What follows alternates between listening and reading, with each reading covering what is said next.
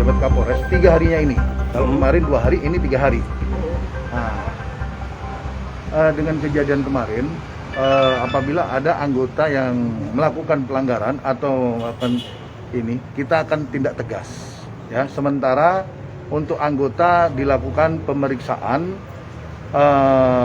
di Polres, ya, Polres Lubuk Linggau. Dan untuk sementara jabatan dari anggota yang melakukan pelanggaran, ya, kita nonaktifkan, ya, kita tarik ke Polres. Sejauh ini perkembangan prosesnya seperti apa, Nang? Udah berapa orang yang kita periksa? Yang kita periksa ada 5, ya, 5 anggota.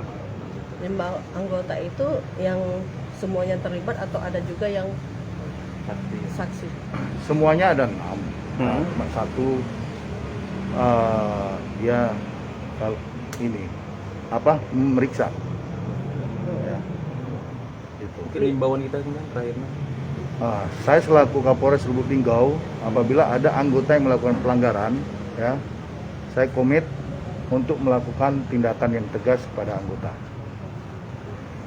Kenapa?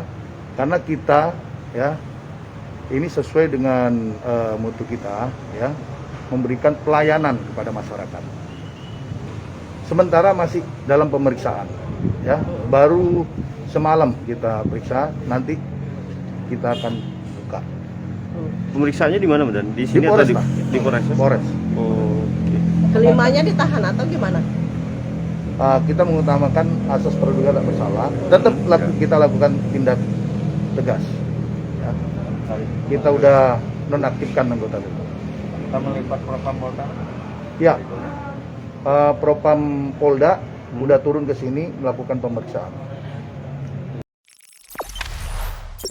Jangan lupa subscribe, share, komen, dan like ya.